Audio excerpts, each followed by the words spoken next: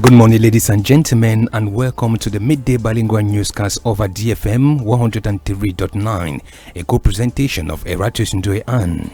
Marlise Nathalie Njombo. And you have the headlines. Solidarité avec les réfugiés en ce 20 juin 2024, jour dédié. Ils sont plus de 120 millions de personnes déplacées forcées dans le monde, un chiffre en croissance constante. Et le Cameroun accueille annuellement 5000 réfugiés dans les différentes régions du pays, donc 55 enfants. Un sens de l'hospitalité qui coûte à l'État, facture de cette assistance humanitaire dans ce journal.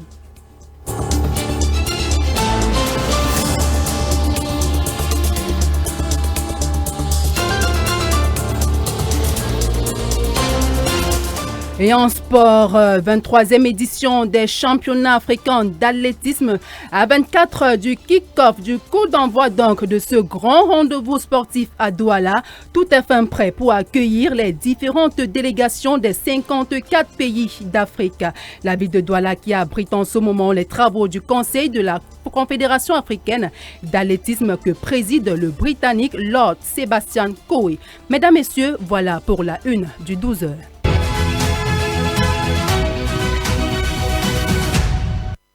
Welcome back. The Port Douala will soon experience a facelift and expansion thanks to the sum of 93 billion francs CFA secured by the British firm Carant Trading Holding as loan, a project company credited by the expansion of the port. The money was secured from the African Export-Import Bank, Afrexim Bank, from the construction of the bulk terminal in the right bank of the Wuri River at the Douala Bonaberi port. The documents for the realization of this project were signed on June 13th during the Afrexim Bank's 31st annual meeting in Bahamas, held in June 12 to 15, 2024. Similarly, the Port Authority of Douala Port wants to construct an industrial and logistic port area on a 500 hectares piece of land in Misole, one village in the Dibangba subdivision of the Littoral region. Officials of the Port Authority of Douala on June 19 held a sensitization and information meeting with local authorities and inhabitants of the Misole, one village who will be affected in this industrial development. During the meeting, the representative Director General of PART, Sylvestre Mezatoire, revealed that 15,000 direct jobs are expected to be created during the initiative, and those with the land title and properties and farms will be indemnified. The gathering was chaired by the Senior Divisional Officer of the Sanaga Maritime Division, Cyril Van Abondo. Journalists in Cameroon has been schooled on the best practices and conduct in reporting minerals, especially diamonds, governance in the country. This was during a capacity building workshop organized by the Network for the Fight Against Hunger in Cameroon, RENUFA, with support of the Kimberley Process Civil Society Coalition and the Onvertiland in the country in the Yaoundé on June 19, 2024. The workshop not only aimed to helping media men and women improve their reporting styles, but also enhance public awareness and promote responsibility reporting in extracting industries. Here now is Jeff Benjo, coordinator of RENUFA and Network for the Fight Against Hunger in Cameroon, on the stakes of the meeting. As an organization, this is always something that we want to do because we want to engage all the stakeholders with respect to mineral governance. So today, the journalists are some of the people that we work with and a very key stakeholder when it comes to mineral governance. So for us, it was like a rehearsal. Let us come again together and look at the challenges that are existing with respect to mineral governance. And for today, particularly, we chose the Kimberley Process Certification Scheme because it has existed for quite a long time. But at the moment, there are current challenges. And what we do as a civil society organization is to say we should need to adapt to the changing circumstances. It was okay by then when it was created, but there are current challenges that we need to address. And for the public to be informed, the journalists must be informed. Particularly in Cameroon, it's true, they say Cameroon is endowed with mineral resources. That is true. However, I think we are not yet exploiting them to our potential. The mineral resources are there, but we are not yet exploiting them. but to effectively exploit them and make sure that it benefits both the local communities and the country, we need to think about structures and governance measures to put in place to make sure that this is done. Starting a project is one thing, but capturing the benefits associated to the project is another thing. So I think I still see a challenge with respect to Cameroon, making sure that everything is made necessary so that the benefits are properly captured. 12 heures passées de 7 minutes, mesdames, messieurs, Info Éco Midi se poursuit. Si vous nous rejoignez seulement maintenant, eh bien, sachez que vous êtes à l'écoute du grand format de l'information économique sur DFM qui émet en modulation de fréquence sur la 103.9 MHz de la bande FM. Projet d'extension du port autonome de Douala, 500 hectares de terre sont à étendre dans les agglomérations du PAD hors de son ancrage dans les berges du Vouri. Et c'est au village Missolé 1 dans la Sanaga maritime que ce projet d'aménagement d'une zone d'activité industrielle portuaire va se tenir dès le début de l'année 2025. La toute première réunion de campagne de sensibilisation et d'information des populations riveraines s'est tenue hier 19 juin en présence du préfet de la Sanaga maritime Cyril Ivan Abondo, du représentant du directeur général du port autonome de Douala, Sylvestre Massateux, et des populations du village Missolé 1. Ce projet qui, bien qu'il va devoir nécessiter donc le déguerpissement des populations, eh bien, ce projet va également contribuer à un embelli de l'économie locale en matière d'emploi pourvoir. Ce projet d'extension qui vient s'ajouter aux 1000 hectares actuels du port autonome de Douala.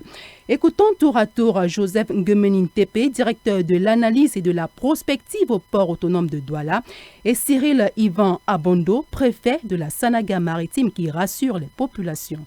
Au plan stratégique, ce projet est une réponse directe à la stratégie nationale de développement du Cameroun, la SND 30. Ce projet nous permettra, plan socio-économique, de créer au moins 1800 emplois directs sur le site et au moins 500 000 emplois directs et indirects sur les sites agricoles destinés à produire de la matière pour alimenter les industries de la plateforme. Les populations adhèrent totalement à ce projet qui va changer la physionomie du village Missolé et des environs, permettant ainsi au port de Douala de mener efficacement et avec efficience ses activités sur le terrain. Service d'aide médicale d'urgence, l'hôpital La Quintini de Douala conduit la phase pilote de ce service médicalisé motorisé d'assistance à personnes en détresse. Sur les 10 ambulances que compte cette formation sanitaire de référence, 4 seront alloués au projet SAMU avec des points de stationnement permanents dans la ville de Douala. La relance de ce projet SAMU après une dizaine d'années d'hibernation est en marche de la mise en œuvre de la couverture santé universelle. Des 10 dotations de véhicules médicalisés octroyées ce 18 juin à l'hôpital La Quintini de Douala par le ministre de la Santé publique, 4 seront donc dédié pour cette phase pilote. Il sera donc question d'apporter des soins de qualité aux populations en transportant gratuitement toute personne malade ou en situation de détresse pour les hôpitaux publics. Un service gratuit offert aux populations entre 7h du matin et 21h du soir avec un numéro vert, le 110 et le 119, respectivement logés à la délégation de la santé publique pour le littoral et à l'hôpital La Quintini de Douala, à l'effet donc de localiser le patient, déterminer la gravité de son cas et enfin déployer l'ambulance la plus proche de son lieu de résidence. Écoutons les explications du chef de cette unité. Lorsque vous appelez le SAMU, à travers les numéros courts, parce qu'il y a 2 numéros longs également d'un opérateur de la place. Lorsque vous appelez ces numéros qui sont disponibles également sur la page Facebook de l'hôpital La Quintini de Douala, le SAMU se mobilise. On vient vous chercher pour l'hôpital, vous ne déboursez pas 1 franc. Lorsque vous êtes à l'hôpital, maintenant, forcément, les soins est en cours, vous allez forcément débourser au niveau de l'hôpital. Mais le transport entre chez vous, entre votre lieu d'accident, pour l'hôpital, vous ne débourserez pas 1 seul franc parce que l'opération est entièrement gratuite en termes de transport. Signalons que ce projet ambitieux entend être implémenté dans les 10 régions du Cameroun pour un coût d'investissement total de 175 millions de francs CFA et la communauté urbaine de Douala a déjà alloué près de 90 millions pour sa contribution. Prochaine destination de Malaouda Malachi avec ce projet SAMU, c'est Garoua dans le nord et Bertois à l'est du pays.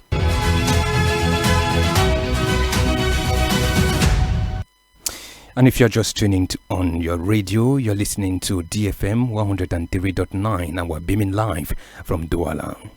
Cameroon today joined this 20th June, the rest of the international community to commemorate the World Refugee Day, placed under the theme Solidarity with Refugees. According to statistics from the United Nations High Commissioner for Refugees, in 2023, Cameroon was hosting about 500,000 refugees and asylum seekers, of whom 73% were from the Central African Republic, Nigeria, Democratic Republic of Congo, Rwanda, and Chad. In line with the activities to mark this day, the African Union for Peace and Security Council met virtually to discuss the situation of refugees and internally displaced people on the African continent. The virtual meeting was attended by the Cameroon Minister of External Relations, Lejeune Mbelambela. Cameroonians living in remote areas in the country will soon benefit an outburst of water and telecom facilities. This as the Cameroon Telecommunication Camtel and the Cameroon Water Utility Corporation Camwater signed an agreement to share infrastructures to amplify the deployment of telecommunication and water services across the country. The agreement was penned down on Wednesday, June 19, 2024 at the head office of Camtel in Yaoundé between the General Manager of Camtel, Judith Sunday, and the General Manager of Camwater, Blaise Moussa. Camtel and Camwater, one of Cameroon's giant infrastructure joint forces, just to share resources but to amplify the collective impact of combined expertise to pave the way for the faster, most cost-effective deployment of the telecommunication water services across the nation. Cameroon and 16 other member states of the Organization for the Harmonization of Business Laws and in Africa, OADA, has authorized seizures of livestock, business assets, electronic money holdings, movable properties belonging to third parties, and negotiable debt securities. The decision precedes a revision of OADA's union activities on the simplified debt recovery procedures and the enforcement measures. Legal professionals note that the revision comes 25 years after the adoption of the organization text, which limit debt recovery to 8 types of seizures: movable asset, debt, standing crops, claims, precipities, right, security, and share rights. Solidarité avec les réfugiés, c'est sous ce thème que se célèbre ce 20 juin 2024 la Journée internationale des réfugiés. Et le PAM a besoin de 23,1 millions de dollars pour venir en aide aux réfugiés nigériens et centrafricains qui vivent au Cameroun, dont 52% sont des femmes et des filles. Le Cameroun est une véritable terre d'accueil des réfugiés, vous nous dites Hervé Perkins Moukouri. Le Cameroun accueille environ 2 millions de personnes relevant de la compétence du Haut Commissariat des réfugiés, dont 1 million de personnes déplacées à l'intérieur du pays, 460 000 réfugiés et demandeurs d'exil, 466 000 personnes déplacées rapatriées chez elles. Didier Ndengue. Le réfugié, c'est quelqu'un qui vit dans un pays d'accueil. Il a tout perdu dans son pays parce que il a fui, par exemple, le conflit, les guerres ou encore la répression. Et il se retrouve dans une situation où il faut demander l'asile. Parmi ces réfugiés, on dénombre plusieurs nationalités, mais la part belle revient à la République centrafricaine.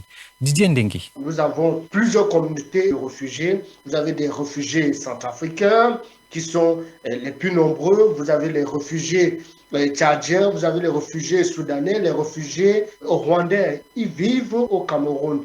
La plupart des 332 réfugiés centrafricains sont dans les villes et villages du Cameroun, tandis que près de 12 000 réfugiés nigérians vivent dans la région de l'extrême nord du Cameroun. 52% des réfugiés sont des femmes et des filles. 55% d'entre elles sont des enfants.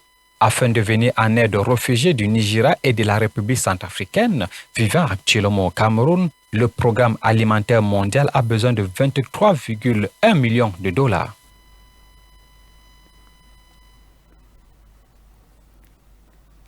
Voilà, c'était donc Hervé Perkins Moukouri qui nous parlait donc des réfugiés en ce 20 juin 2024, journée internationale des réfugiés.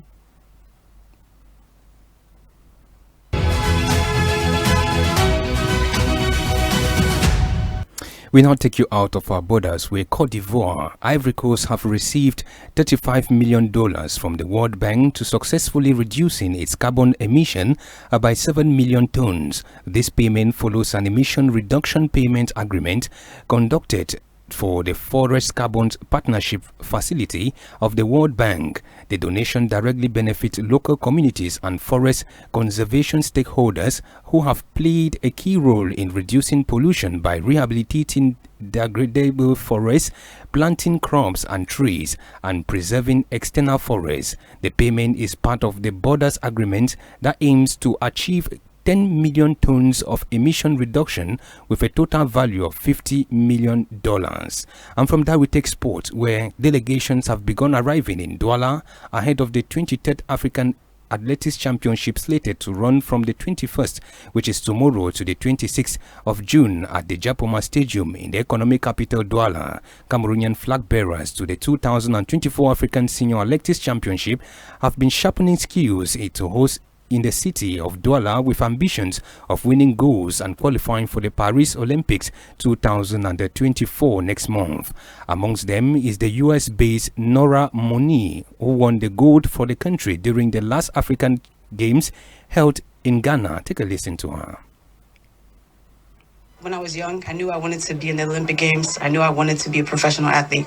And it's crazy to say that I'm here now. I only joined the national team, or had the privilege of joining the national team, back in 2020. So after COVID, the pandemic, I actually made my first trip here to Cameroon, where I was able to do the Grand Prix. So it's actually nice that we're here at the Grand Prix again. And it was actually my first meet in Cameroon. That was when I started. And ever since then, I've been able to go to African Championships, All African Games, Francophonie Games, Islamic Games, the Grand Prix, and hopefully soon the Olympic Games as well. It's been nice.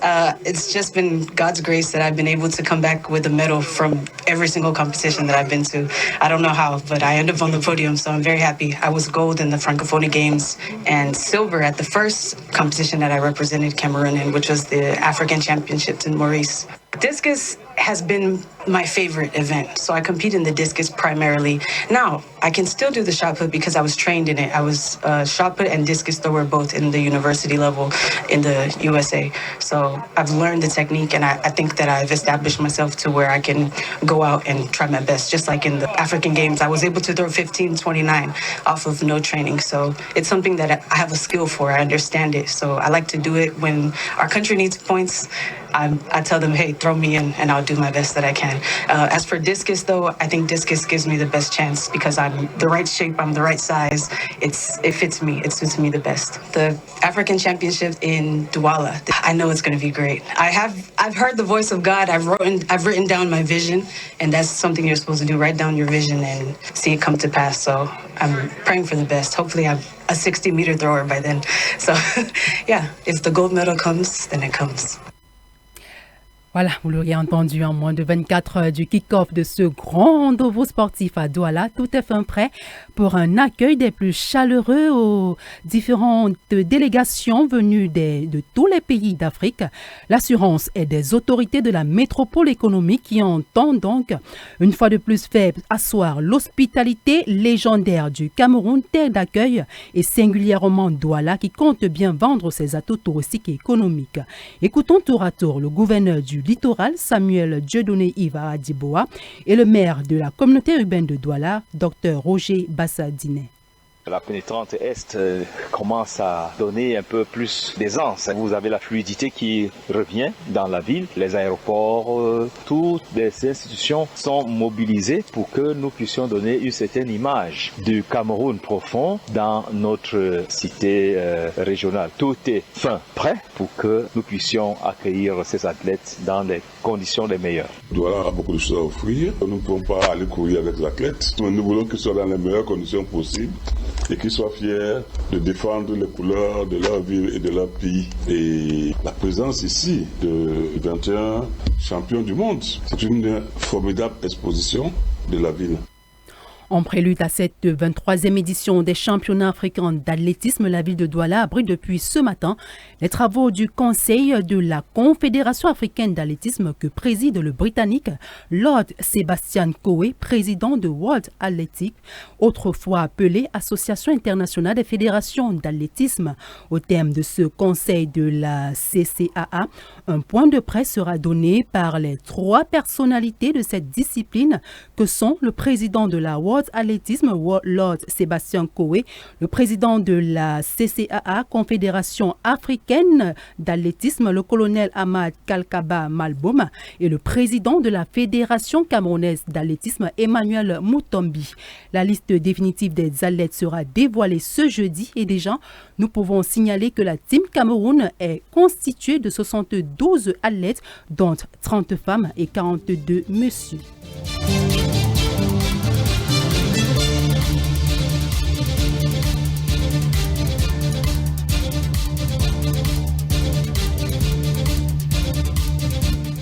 And that's the way you saw it, friends, on today's midday bilingual newscast over DFM 103.9. We'll take the same rendezvous tomorrow for another package. From us to you, we say bye-bye for now.